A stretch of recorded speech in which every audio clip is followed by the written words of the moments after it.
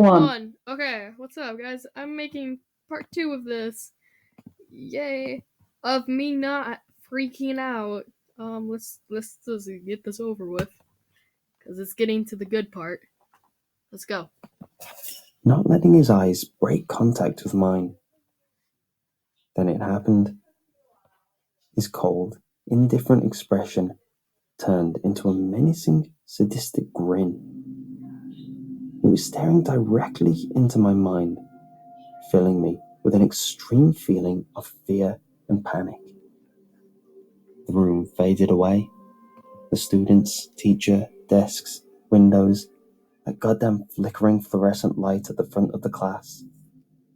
They faded into darkness, and all that was left was Jordan, his eyes boring straight into my very being. I felt numb all over and began to sweat. It was a cold, nervous sweat, and I began to shake as adrenaline rushed through my body. Oh my god. Then I realized what was wrong. This wasn't Jordan I was looking at. This thing, whatever it was wearing Jordan as clothing. I was waiting for the flesh of his face to tear open along the seams, for his body to burst under the sheer pressure of what was living inside. A dull hum began to drone in my ear, becoming louder and sharper until it became a well-defined, repetitive ring. Something moved in the darkness, and walls began to emerge from a dense fog Oh and Jesus. close in on us. That's beautiful. The movement in the distance became our classmates, rustling through their backpacks and beginning to stand up. I recognized Hold the on, ring I'll be as the right back. sound of the school bell. I hate that. I'm sorry about that. Discord was annoying. Let's continue on. Jordan, or whatever this thing was, snapped back to the center of his seat and faced the front of the class, wearing a calm expression on his face. I tried to look around, but my body was still tense and paralyzed by fear. Didn't anyone else notice what just happened? Jordan stood up and walked out of my vision, leaving me staring at the window behind where he was sitting. "Hey man, what's the matter? Class is over. Let's go eat lunch," he said from behind me. I don't know how long I sat there, staring at the window, watching blurred objects move outside.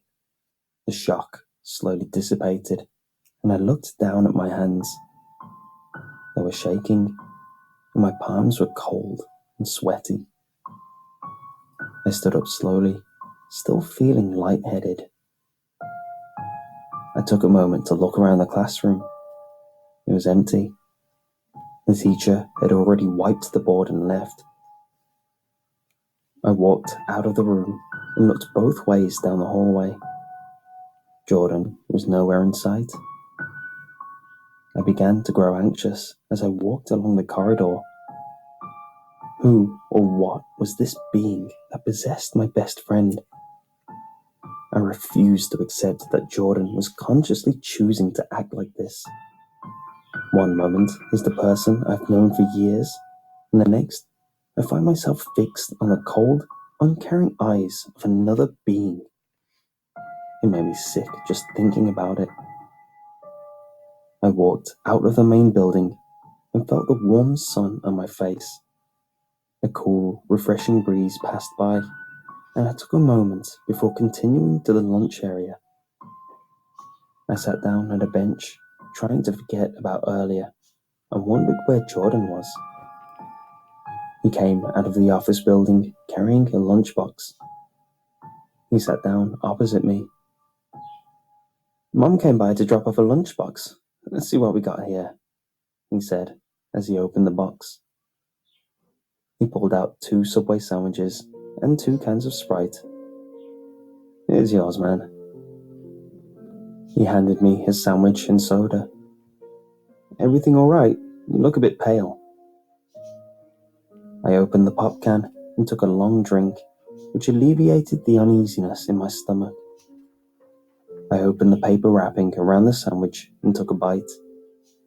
A mass of lettuce, grated carrots, and a meatball, held together by a blob of melted Swiss cheese, fell out of the side of the sandwich. It landed on the paper wrapping on the table, and thankfully not in my lap. Jordan burst into laughter, pointing at my face. I had smeared a good amount of mayonnaise across my upper lip and chin, attempting to save the contents of the sandwich. I took a napkin from the lunchbox and wiped my face. Seeing him laugh made me feel that the worst had passed and things were taking a turn for the better.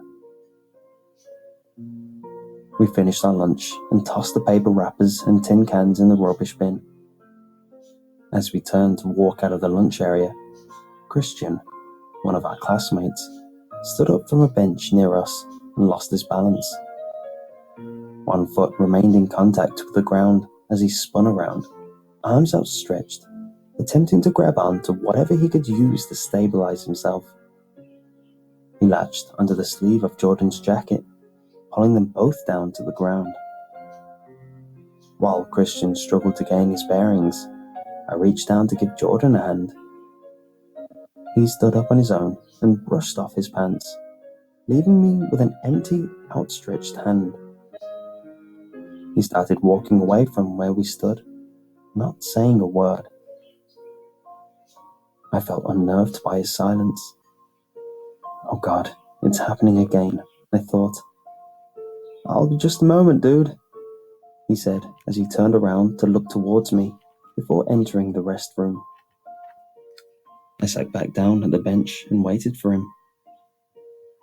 Looking over to my right, I saw that Christian had managed to make it back onto his feet. He headed off towards the seniors' common room. I snickered to myself at the thought of getting in there. What a joke, me, the unpopular kid, being let into the common room. A few minutes passed by, and Jordan still hadn't returned. I stood up and headed towards the restroom to check on him. I thought of calling out his name, but figured it would be awkward with others standing around.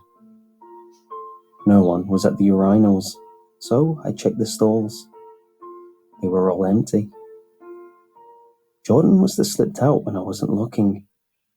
Why hadn't he come back to the tables?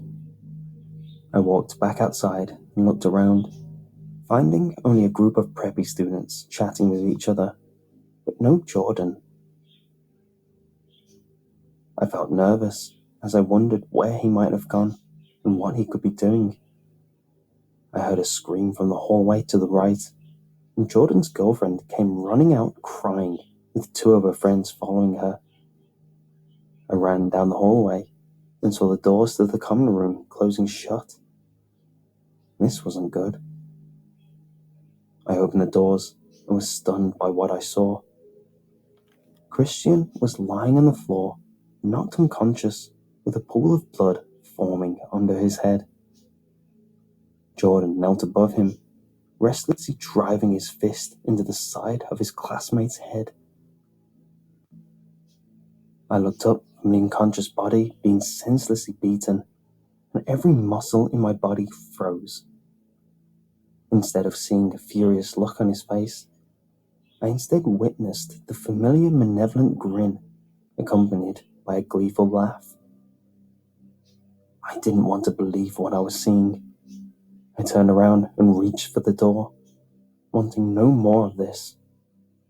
My hand missed and I fell to the ground, my vision blurring around me. Why won't this just all go away? Was my last conscious thought before I blacked out completely. I woke up on a bed in the infirmary. The nurse must have heard me moving and came over to check on me. After making sure that I was all right, she said I was better off than the other boy. The other boy, I thought? Oh, that's right, it was Christian. What happened slowly came back to me. I asked what happened to him. Pause it. The nurse said that the fight was broken up by a I'm gonna make another one. So bye, guys.